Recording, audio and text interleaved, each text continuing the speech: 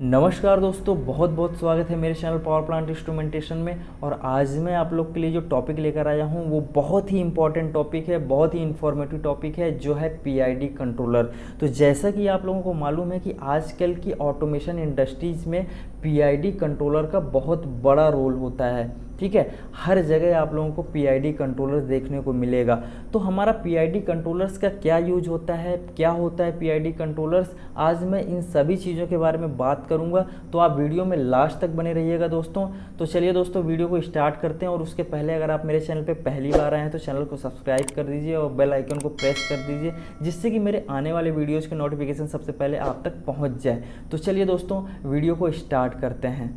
तो इस वीडियो में मैं क्या क्या टॉपिक कवर करूंगा वो मैं आप लोगों को बता देता हूं। सबसे पहले मैं कवर करूंगा open loop and close loop system क्या होता है। उसके बाद एग्जांपल्स ऑफ कंट्रोल सिस्टम क्या होते हैं।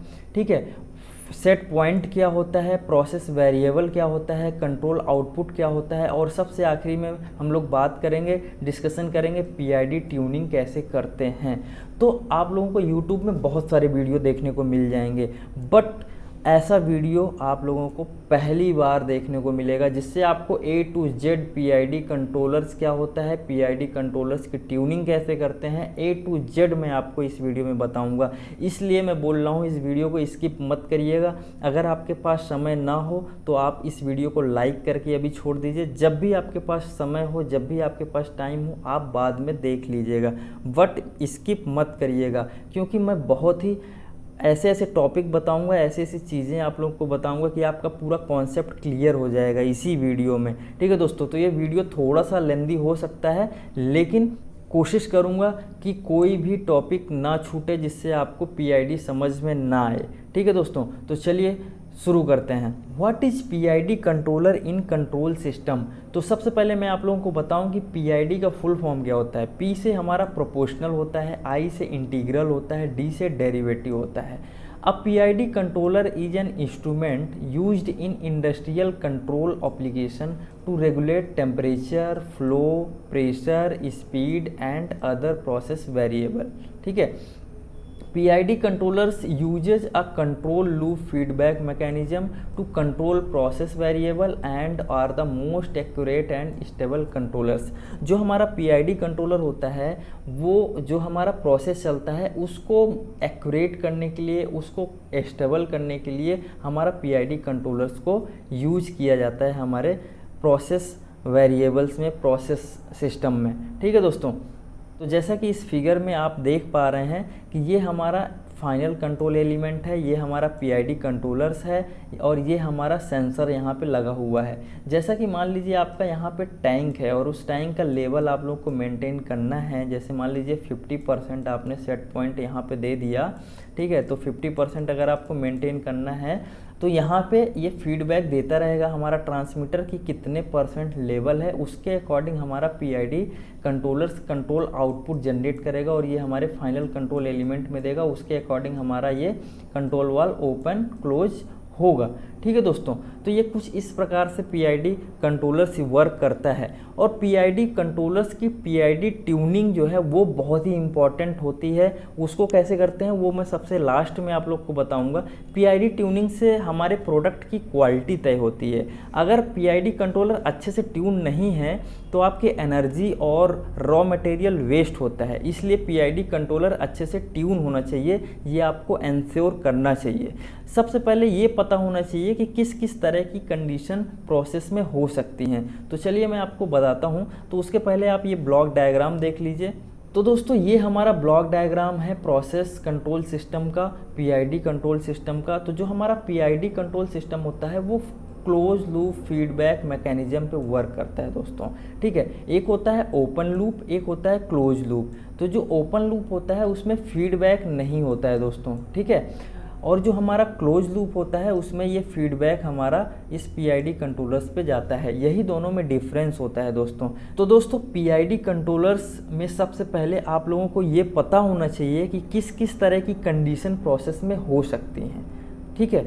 तो पहली कंडीशन क्या होती है हमारी, स्टेप चेंज। स्टेप चेंज में क्या होता है कि या तो आपका सेट पॉइंट चेंज होगा, मान लीजिए आपने पहले 50% का सेट पॉइंट दिया था, अभी 60% का सेट पॉइंट दिया, तो एक तो ये चेंज हुआ, ठीक है।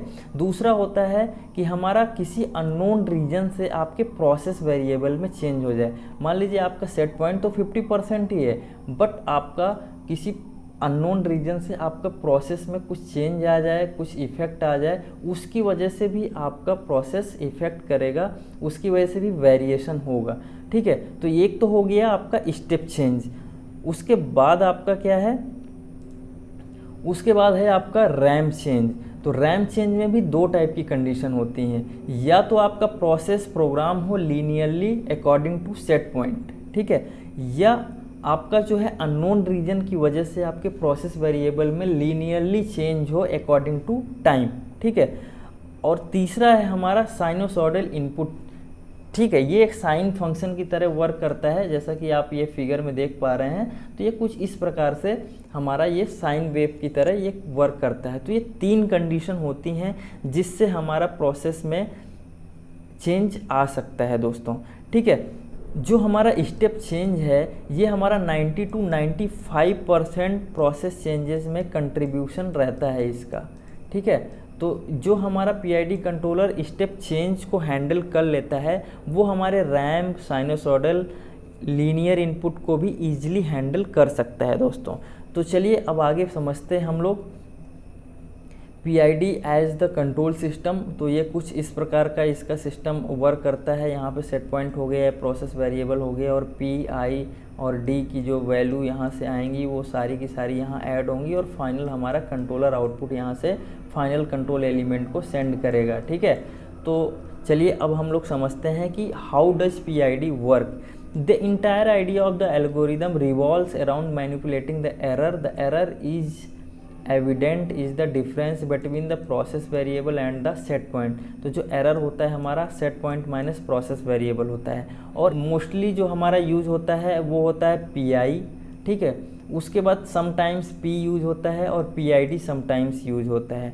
PD हमारा वेरी रेयर में यूज होता है कंट्रोलिंग सर्वो मोटर्स के लिए, ठीक है। तो दोस्तों चलिए अब हम लोग समझते हैं कि P एक्शन या P कंट्रोल हमारा क्या काम करता है, आई कंट्रोल, आई एक्शन क्या वर्क करता है, और डी एक्शन या डी कंट्रोल हमारा क्या वर्क करता है। इन तीनों को समझने की कोशिश करते हैं दोस्तों। उसके बाद फाइनली मैं आप लोग को PID की ट्यूनिंग कैसे करते हैं वो बताऊंगा। प्रोपोर्शनल एक्शन में क्या होता है कि P एक्शन एरर को कॉपी करता है, जैसे आपकी एरर होगी उसको बस गेन से मल्टीप्लाई कर देता है और आउटपुट जनरेट करता है दोस्तों, ठीक है। जैसे कि आप इसमें देख पा रहे हैं ये सेट पॉइंट हो गया, ये आपका प्रोसेस वेरिएबल हो गया, और यहाँ पे जो भी एरर आया उस एरर को आपका सिर्फ KP से मल्टीप्लाई कर दे रहा है और कंट्रोलर आउटपुट जो है वो आउट कर दे रहा है फाइनल कंट्रोल एलिमेंट के लिए। इसमें जो गेन होता है उसको एडजस्ट करके हम कंट्रोल आउटपुट को कम या ज़्यादा कर सकते हैं, ठीक है दोस्तों। इसके ड्रॉबैक्स क्या होते हैं, P कंट्रोलर लोड चेंजेस को रिस्पॉन्ड नहीं कर पाता है दोस्तों, ठीक है। अगर जहाँ भी आपका प्रोसेस में लोड चेंजेस होगा वहाँ पे ये वर्क नहीं कर पाएगा। कंट्रोल वेरिएबल को स्टेबल तो कर लेगा लेकिन सेट पॉइंट के ऊपर या नीचे, जिससे एक ऑफसेट क्रिएट हो जाएगा। जैसे ये आप देख पा रहे हैं यहाँ पे ये ऑफसेट क्रिएट हो गया है, ठीक है दोस्तों। ये इसको बोलते हैं ऑफसेट, ये हमारा ऑफसेट क्रिएट हो जाता है, जिससे क्या होता है कि हमारा वैल्यू जो है वो हंट करती रहती है, ठीक है। तो इसको हम लोग स्टेडी स्टेट एरर भी बोलते हैं दोस्तों। जो हमारा ये ऑफसेट है इसको हम लोग स्टेडी स्टेट एरर भी बोलते हैं। तो चलिए अब समझते हैं आई एक्शन के बारे में। तो आई एक्शन क्या वर्क करता है, आई एक्शन हमारा वर्क करता है जो ये हमारा ऑफसेट जो क्रिएट हो जाता है इसको एलिमिनेट करने का काम करता है इंटीग्रल एक्शन। तो जैसा यहाँ पे लिखा हुआ है इंटीग्रल एक्शन एलिमिनेट ऑफसेट, ठीक है। ये ऑफसेट या स्टेडी स्टेट एरर को मिनिमाइज करने के लिए इंटीग्रल एक्शन का यूज करते हैं दोस्तों, ठीक है। इंटीग्रल एक्शन जनरली वहीं यूज करते हैं जहां लोड चेंजेज होते रहते हैं, इसलिए P को I के साथ यूज करना चाहिए दोस्तों, ठीक है। इसलिए यहाँ पे दिखाया गया है कि कैसे ये एक स्मूथली वर्क करेगा, ठीक है। तो आप लोग को ये समझ में आया कि P को कहाँ यूज करते हैं, जहाँ पे हमारा लोड का वेरिएशन नहीं होता है, और P में हमारा क्या होता है, एक ऑफसेट या स्टेडी स्टेट एरर जनरेट होता है, और उस एरर को हम लोग मिनिमाइज करने के लिए हम लोग इंटीग्रल एक्शन का यूज करते हैं दोस्तों। ठीक है, तो इसलिए PI को हम लोग को साथ में यूज करना बहुत ही अच्छा होता है, और आप लोग को हर जगह लगभग PI कंट्रोल ही देखने को मिलेगा दोस्तों। ठीक, अब बात करते हैं डी कंट्रोलर के बारे में। तो डी कंट्रोलर्स का, डी एक्शन का हम लोग यूज कहाँ करते हैं। डी एक्शन ये देखता है कि आपके प्रोसेस में जो एरर है वो कितनी फास्ट हो रही है दोस्तों। ठीक है, ये क्विकली कंट्रोल आउटपुट जनरेट करता है और प्रोसेस को स्टेबल कर देता है, साथ ही फ्यूचर में आने वाली एरर को प्रेडिक्ट करता है, और rate of change of error कितना है उसके अकॉर्डिंग ये आउटपुट जनरेट करता है, और फ्यूचर में आने वाली डिस्टर्बेंस को पहले ही कॉम्पनसेट कर लेता है दोस्तों। ठीक है, D action quickly process value को सेट पॉइंट के पास ले आता है। ये स्लो प्रोसेस ऑपरेशन में ही अच्छे से वर्क कर पाता है, फास्ट प्रोसेस चेंजेस में ये अच्छे से काम नहीं कर पाता है। ठीक है, क्योंकि ये आपके आउटपुट में फ्लैक्चुएशन आ जाता है, इसकी वजह से बेसिकली टेम्परेचर कंट्रोल एक्शन में डी एक्शन का यूज करते हैं, क्योंकि टेम्परेचर आपका जो होता है, जैसे आरटीडी हो गया, थर्मोकपल हो गया, वो स्लो रिस्पांस होता है, स्लो इनपुट होता है। इसकी वजह से उसमें क्या होता है, लीनियरली चेंज होता है इनपुट जो है, फ्लैक्चुएशन कम होते हैं। इसकी वजह से हम लोग डी एक्शन का वहाँ पे यूज करते हैं दोस्तों। ठीक है, लेवल में क्या होता है, लेवल में फ्लैक्चुएशन होता है, वो एक नॉइजी सिग्नल है, वहाँ पे हम लोग डी एक्शन का यूज नहीं करते हैं। फ्लो क्या होता है, फ्लो भी आपका एक नॉइजी सिग्नल होता है, वहाँ पे भी हम लोग डी का यूज नहीं करते हैं।